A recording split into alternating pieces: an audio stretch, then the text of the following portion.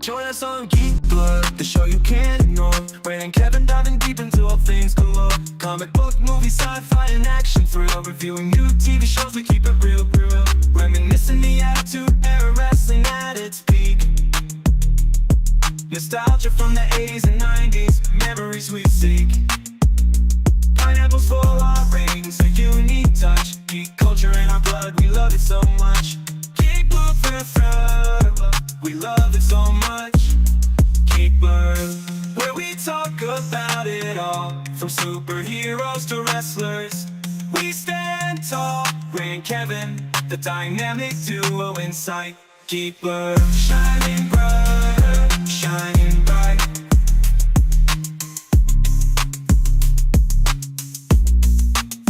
Did you hear about Pluto? Let's messed up right. Geek Blood, taking you on a nostalgia flight. From movies to TV, we cover it all. Join us every week, we'll have a ball.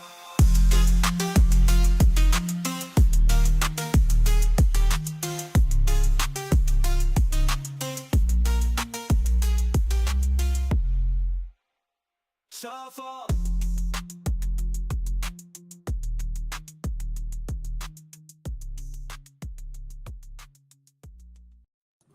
Hey, what's going on? Happy Halloween. Best day of the Happy year. Halloween. I don't know if that's the first show we ever had on Halloween. It has to be. Yeah, Yeah, it's first gotta Halloween be. recording. Yeah. Welcome everyone to a Halloween spectacular. Lots of movies to talk about. Spooktacular. Spooktacular, as everyone likes to call it this time of year. We'll start off with a couple of shows. Couple shows ended, but Tulsa King probably haven't started it yet, I'm sure. However, I just like to bring it up to remind you how awesome it is, and how the villain this year is awesome, and how you need to catch up on this show. Mhm. Halfway through the season. By the way, you got me into this show 3 weeks I ago. know. Halfway through this season, there is a great villain actor that I cannot wait to talk about. I love the crew that he's developed in this show. They're all like nothings, and they become something, especially the black kid that kind of becomes his protege in a way.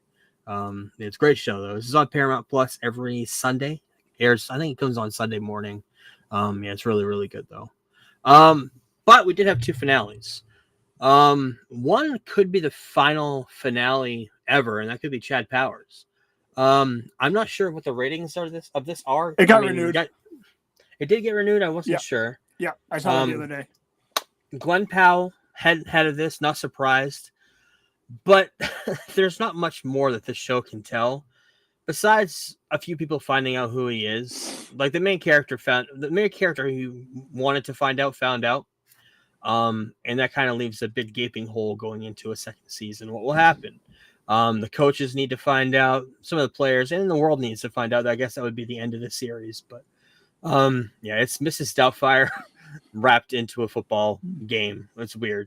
There's only 6 episodes this season, so it wasn't bad. Easy to get through, less than a half hour each. If you want to watch it, they're on Hulu. It's a good football type of show. The other thing that ended this week, and it was renewed for a 6th season, was Only Murders in the Building. This season for me has had a great beginning, lackluster ending. And it's had that problem for a couple of seasons, where it just wasn't catching the same heat as the first couple of seasons. But they are going to London next year, and yeah, we'll see. I know Tina Fey is going to be playing a big part of it because, spoiler alert, she was the one that was murdered for next season leading up. So yeah, we'll have to wait and see. I love the show. I love the humor just of Steve Martin and Martin Short. I think that's what gives us the show of the heart that gets it going on Hulu. But great show. But we're all here for one thing this week, and that is a Halloween spectacular. And we're going to talk about a show debut. But before that, I want to bring up the roots of this show. And that is Stephen King's book, It. Now, I know you've read the book. I've read the book as well. Totally different. There's a whole sequence at the end of the book that is completely omitted from both the TV adaptation from 1990 and the Andy Muschietti version that came out in the 2010s. And that's the whole Beverly getting trained by all of the other kids in the Losers Club. That did not happen in the movie. She did kiss. I wonder why. Child. The original director who developed the movie before Andy took it on wanted to include that sequence, and I think that was one of the why he left. Okay. Kiri Fujo, blah blah, or he might have been the one doing the Flash. I can't remember, but it was whoever Andy took over for it. Because he also took over for somebody on the Flash too. I can't remember if that was carried there.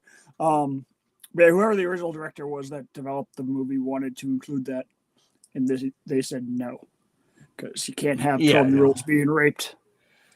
No, that would not fly well with America or the world. No. Maybe some parts of the world. But great TV miniseries, came out in 1990. It's not R-rated, so it's very much made for television. However, the performance of Tim Curry coming out of it is why I love it so much, and I hold his Pennywise in high regards compared to Bill Skarsgård's Pennywise, who I like, but I just love Tim Curry. The rest of the movie is very campy because it is made for TV, but it's one of the best Stephen King adaptations for what it is, because the ending of this book is notorious for being strange. And they had to readapt it twice, 2 different times for the movie as well, for the second part of part 2. I watched part 1 and part 2, the Andy Muschietti version, for the first time back to back last weekend. I watched them in the theater. They're pretty good. The second one's very long. The second one's a bit much. And it's 3 hours. About 45 minutes too long. Yeah. Yeah. And it still has that problem of the ending where it's hard. And even the thing about it is they joke about Stephen King book endings, or the book of Bill, who's the character in the movie that's kind of based off of Stephen King. He's an author. They joke about how you can't figure out your endings of your books. They joke about that. Even Stephen King comes up in a cameo. We talked about it last week, and jokes about you can't figure out an ending to your book. So that's kind of a tongue-in-cheek kind of cameo. He had 2 cameos we talked about last week. In this, It Part 2, and then he had a cameo in Pet Sematary we talked about last week. But overall, we knew that the Andy Muschietti was coming back to do Welcome to Derry, and it was going to be a prequel.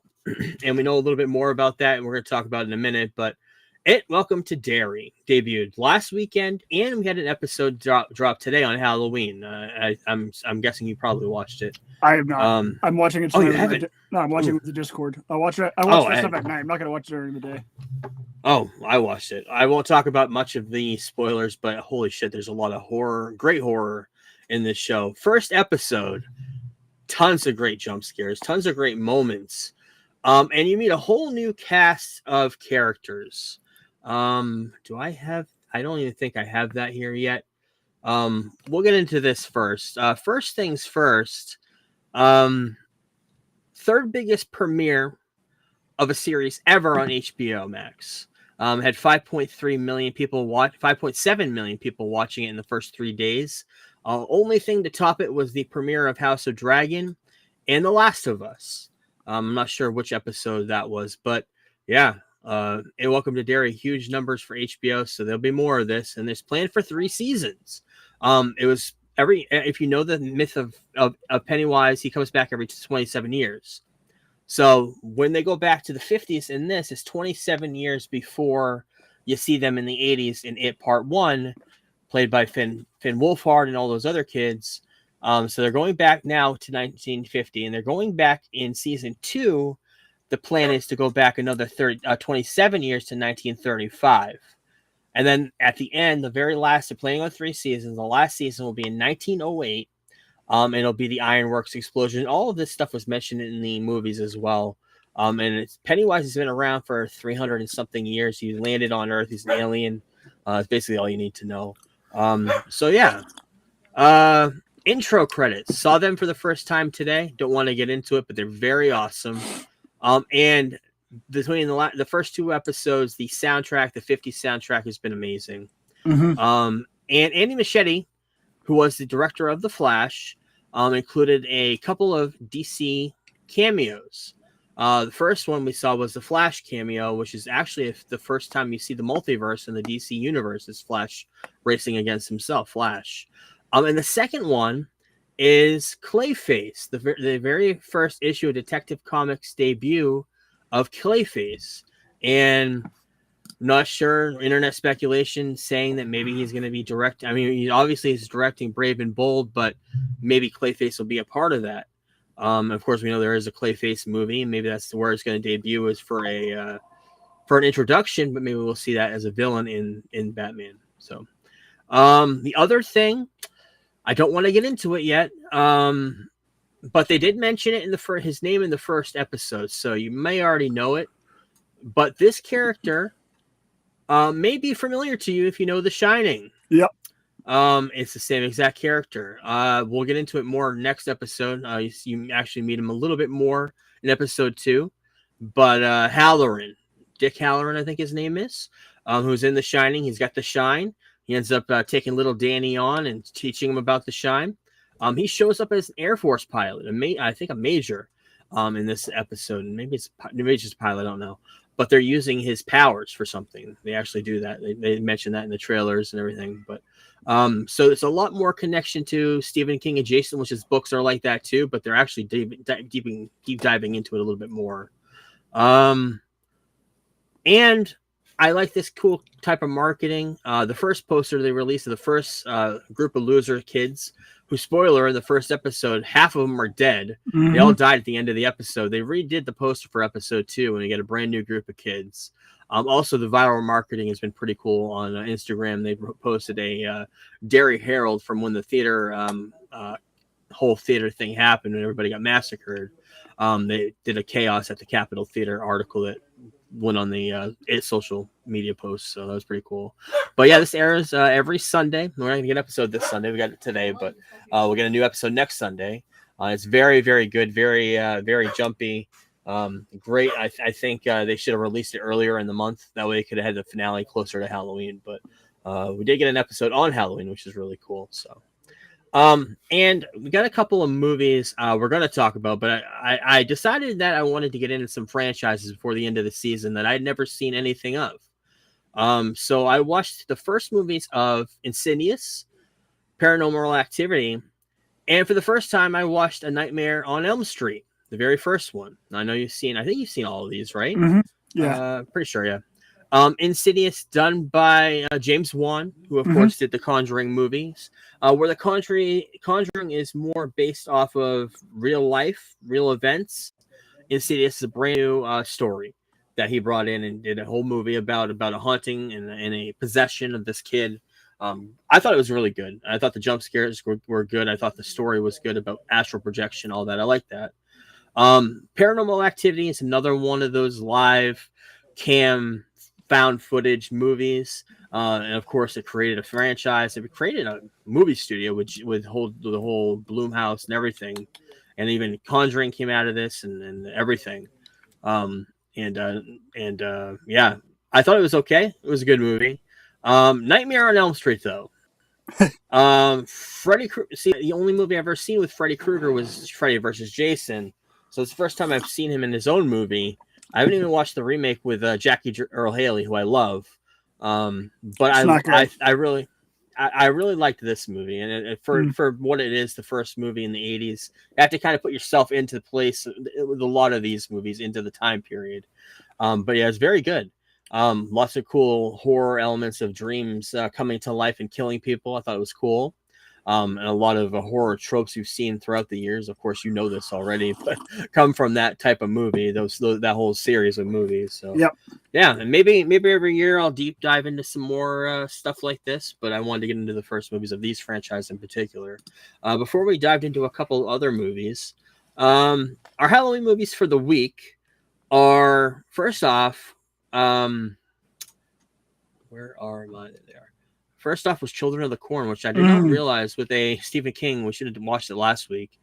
I for some reason it passed me that it was a Stephen King novel. Yeah. But yeah, it was not as good as anything Stephen King I've seen. I think it's probably my least favorite of all of them. Yeah, it's not great. Yeah, not that good. Yeah, I know it has a huge cult following though. But I did enjoy The Birds. This is the Hitchcock movie I wanted to watch this week. With this came out in 1963. For the time, at the time there wasn't really anything like this. It was very, very cool. Again, you have to put yourself in a place of 1960s to kind of figure out what they were feeling at the time when they see a movie like this. And this is definitely very, very much a thriller, very much a suspenseful story that kind of did the whole Scream Queen Get Up, and of course this and Psycho started that. So, but the movie of the week, the one that we've been waiting for all year, well, all this Halloween, was The Exorcist. Watched it last weekend. Yep. First viewing. Neither one of us had seen it before. Now I know why everybody loves this movie. This movie was way before its time. This was done in 1973, right? Yes, 1973. Yep. And there was nothing like this done before.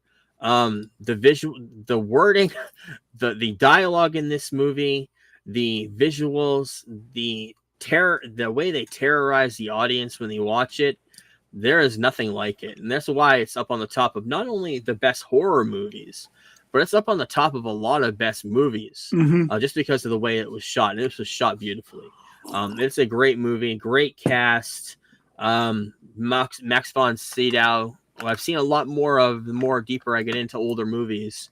Of course, we know him from Star Wars later on. He was in Force Awakens, but he's great in this. The whole entire cast is great in this. And what's her name? Linda Blair, who plays Regan. Yes. Ooh, amazing fucking run as a possessed little girl.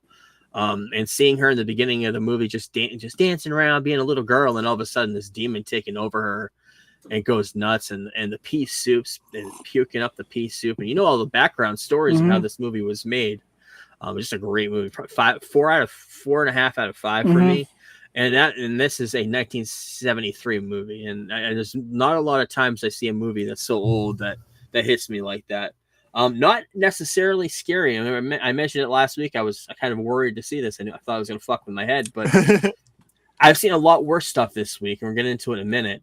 But yeah, this was a good movie. Surprised me. I knew it was gonna be a classic, and I love the way it was shot. So, but two brand new movies I want to talk about. The Conjuring Last Rites. Supposedly the last movie, especially with these two actors, Patrick Wilson and Vera, whatever her name is. But is the story of their final case they had in the mid 80s, where a family gets possessed. The story does not delve deeper than that in all of these movies. Mostly a family always gets possessed and they come in and save the day, and that's exactly what happened. This time they brought their daughter into it, who all of a sudden has the conjuring powers. Yeah, that's basically what the movie is all about. I thought it was good, 4 out of 5. We are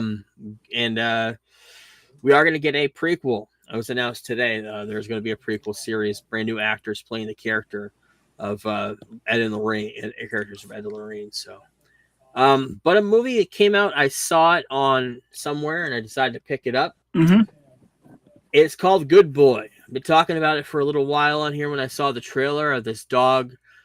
The way they play it, the dog is haunted, but it's not really a horror movie. It's just the way it's shot. It's the way it's shot. It's the way it's depicts this dog seeing shadows. It's just like if you have a dog, this dogs bark at random shit all the time. You're wondering what they're barking at. There is a ghost kind of element to it. The dog's name is Indy, and the guy who did the movie, I don't think he's the main actor. Maybe he is. I didn't look into it. I wanted to. But they got a lot of emotion out of this dog, just the way they were shooting him. And when I was watching, it's like, wow, this dog is a really good actor, for being a dog compared to other actors I've seen this year. And I thought it was shot very, very well for that reason. At the end, there's a little ghostly element to it. His owner is very, very sick. He's following around the whole time. You see a lot of interactions with him and his owner, and kind of being a bad boy, being a good boy at the end. Hence the title of the movie. But overall, even the ending I liked. When something happens to the owner, I like the whole ending of how that plays out and he gets locked in the basement. Don't want to get into too many spoilers. So I would like somebody to watch this movie without getting too spoiled. But 4.5 out of 5. I thought it was one of the best movies I've seen this year. One of the best movies I've seen horror related this Halloween, and it's not even a horror movie. It's just a dog getting emotions out of a dog, which I thought was really cool. But yeah. Yeah, you had a chance to watch that, right? Oh, yeah. I saw it's good. Yeah, it's good. So yeah, that's Halloween this year. And next year I have no idea where we're gonna leave off with I guess The Omen. That's the only movie I haven't seen with Damien. I guess if we watch The Exorcist, we got a deep dive into devil worshipping. So let's go into The Omen next year. The other thing, I almost watched Frankenstein because I know next week Guillermo del Toro's Frankenstein comes out. Probably going to watch that this weekend to get prepared for next week when that comes out on Netflix because I'm very, very excited to see Frankenstein. But until then, let's get into the news.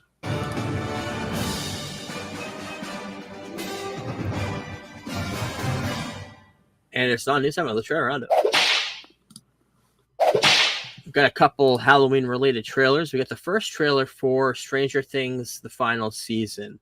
For first full trailer, get a little bit of a glimpse of the story.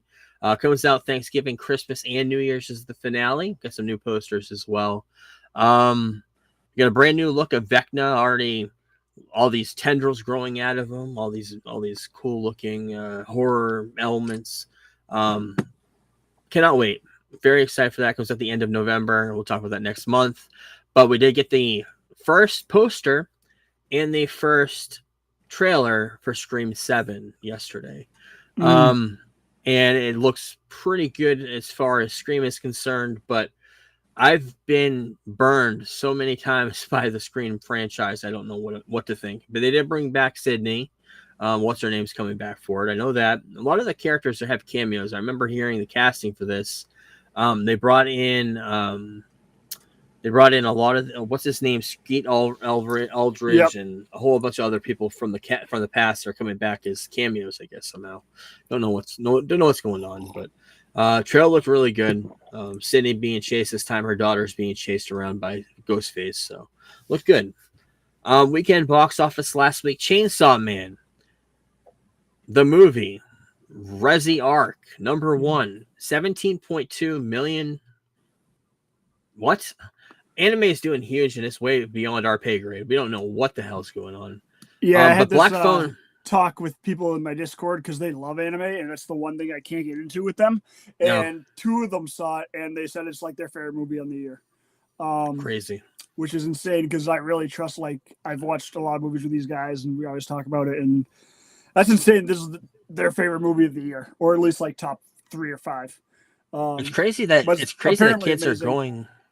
It's crazy that kids are actually going to the theater to see movies. I mean, it's good, I guess. Movie theaters getting money, but I'm afraid that that's going to be like how things shift in studios is when the big blockbuster movies become something that's way out of our realm.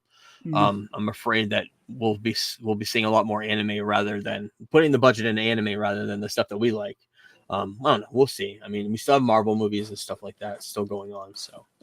And DC. Number 2, Black Phone 2, and another movie I never heard of, Regretting You, number 3, 12.8 million. Another thing I want to talk about, for the first time in 40 years, since 1990, the Billboard charts does not have a rap or hip hop song in the top 40 of the Billboard 200. For the first time since 1990. You have Eminem, you have Jay-Z, you have Tupac, you have Biggie, all those pioneers of hip hop, and there's no hip hop in the top 40 anymore, so nobody's listening to it as far as mainstream media is concerned.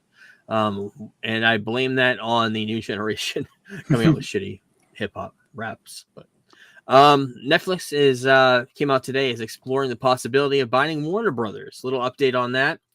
They've hired an investment bank to be advised of how to put a order into the bids for a Skydance Paramount takeover, or however you want to say. Netflix is one of those that we kind of said, well, they don't really need it, but they're looking into it. So I think everybody kind of put their ears up when Warner Brothers announced that last week that they're actively accepting bids. So we'll keep an eye on that story. Also, speaking of Paramount, they lost Taylor Sheridan, who Tulsa King literally built the Paramount app. Yeah, built Paramount Plus with Yellowstone. But he's got a brand new 5-year deal starting in 2029 with NBC Universal for their Peacock app. And it's going to be an overall TV deal and movie deal. And all of his stuff I heard, was already greenlit. He doesn't have to worry about any pilots or nothing. He writes something and airs on TV or the app immediately, which is an outstanding, never heard of kind of deal. It's usually you have to figure out a pilot, figure out what you're going to do. No, he's getting greenlit immediately for any project he does. 5-year deal starting in 2029. So he's going to be leaving Paramount. No idea what's going to happen to Tulsa King. I know Yellowstone has all the spinoffs. I know he's in charge of that. The other thing is, for Paramount, they announced this week there's going to be a live-action Call of Duty based off the video game movie. And Sheridan is going to be writing it with the director of Deepwater Horizon. He's going to be directing it. And they're going to be both doing this. Everybody's speculating it's going to be a more modern day Call of Duty rather than going back to those. Well, but we'll have to wait and see more on that. He also directed that Wahlberg war movie there. Survivor. He directed that, and I think he directed another war movie also. So, okay. Yeah, we know what we're getting with this then. Yep. Super Sentai. You talk about Power Rangers from time to time. Super Sentai was a series in Japan that inspired Power Rangers in the first few seasons. Actually, up until now, they take older seasons of Power Rangers from Japan, or from Super Sentai from Japan. They take all of those superheroes that was shot over there, and they impose it with American actors in America. So none of those Power Rangers that you saw in 1994 were filmed here. Right. It's all filmed in Japan, and they filmed the American actors in Angel Grove here. That's where you meet Tommy and all of them. But Super Sentai has been around for 50 years. Been around for a very long time. And this week they announced that officially coming to an end in Japan. There will be, which was the main inspiration for Power Rangers, there will be no more after this year. So, rest in peace to Super Sentai. With one leaving, one comes back as a reboot. Scrubs reboot is going to be premiering on February 25th, 2026. I like Scrubs. I was going to ask if you watched Scrubs. I never seen a single episode. Till COVID, I started watching it. I didn't watch it during its first run at all. I like that white dude there. That's third from the right. Zach Braff. Yeah, I like him Zach in a lot of stuff. I think he was in that movie about the future with done by Mike Judge. I think he was in that, but he's been in stuff before. I like him. Idiocracy? Was he in Idiocracy? Yeah, I don't remember. No, Luke Wilson was. No, yeah, it was. I know Luke Wilson was. Maybe I'm thinking of Dax Shepard. Yes, Dax Shepard was the idiot in that movie. Okay, yes, okay, you're right. Yep. Also, the guy at the very end, of course, is in Office Space too. He's awesome too. And Donald Faison, who I've seen in Disney World when I was very, very young. Coming back. That's right, the clueless guy. Yeah, the clueless guy. Not coming back to Disney Plus. Doctor Who announced this week that Disney did break their deal after 2 seasons, so they're not going to be coming back. But BBC did say they are going to come back over in the UK. So coming back with a Christmas special next year, and then a brand new series sometime later on after that, and continuing wherever the last episode of Doctor Who left off a couple months back. So gonna be written by Russell T Davies, who did all the great stuff back in the day. Announced a movie called Hey Bear, starring Meg Off, Dan Stevens, and Zach Galifianakis. The film follows a woman who seeks revenge on the bear that ate her husband. Going to be some sort of a dramatic comedy. So want to bring that up. I know you like Maya Goth. Steven Spielberg. We talk about him quite a bit on this show. We talk about John Williams just as much. And John Williams in his mid-90s now? Yeah, 94, somewhere around there. Yeah, something like that. They did announce this week that he is doing the score for Spielberg's next untitled UFO movie. We thought he was retired or close to it. But no, he is working on the new score and currently doing it as we speak. Movie comes out in May, I believe. So the 30th project he's done with Spielberg. So he's worked very, very close with him up until now. So not surprisingly that he called him up and said, "Hey, can you do it?" And he said, "Yeah, we'll do it." So yeah, Spielberg and John Williams connecting again. Cannot wait to hear that score. And Halo announced, I believe, late last week, Halo coming to the PS5 officially. And they brought it in with Unreal 5 engine, which looks amazing. Upgraded the graphics, upgraded a lot of the game. The first game, Halo Combat Evolved, now called Campaign Evolved, coming out for Xbox, Steam, and Xbox. It seems like Xbox has fallen off hard. From what I hear, a lot of the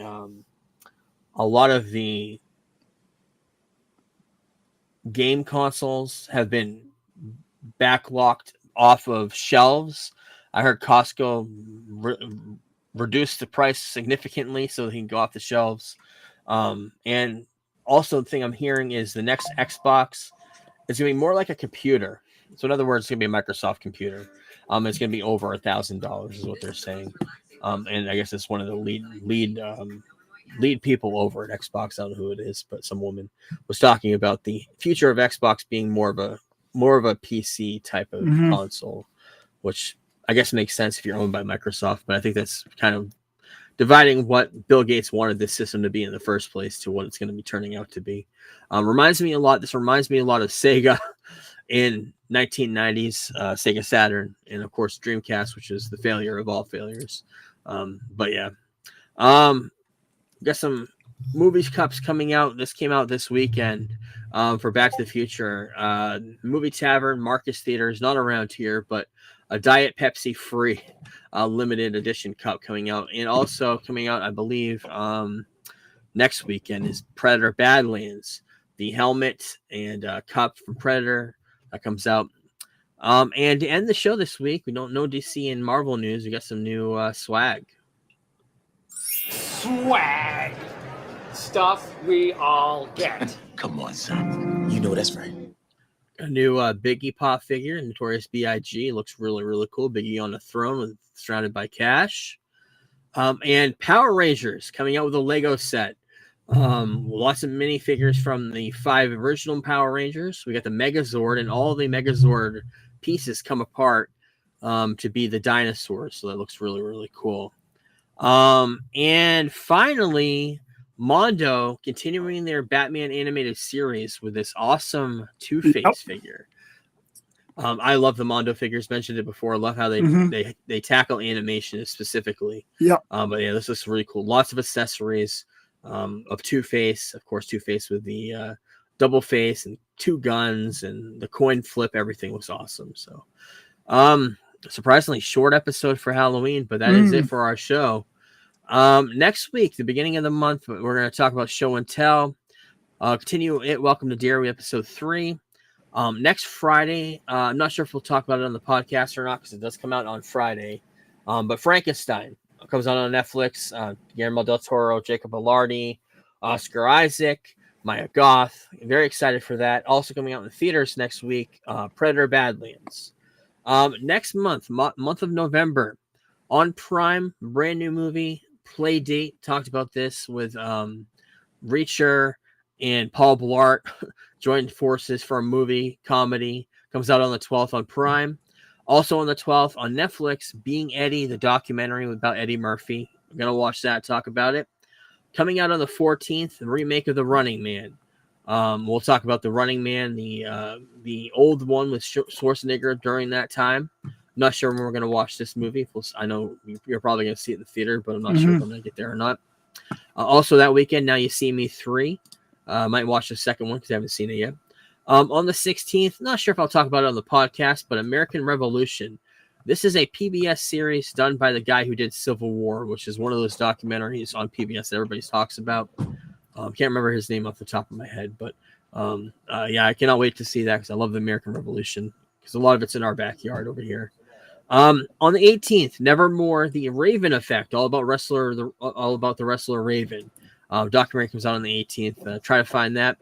But the movie and the TV show that we're going to be talking about at the end of the month, probably the most excited to be about a movie this year is Wicked. Wicked Part 2, Wicked for Good. It comes out on the 21st, 26th, which is Thanksgiving. We got Stranger Things Volume 1. The episodes drop that day.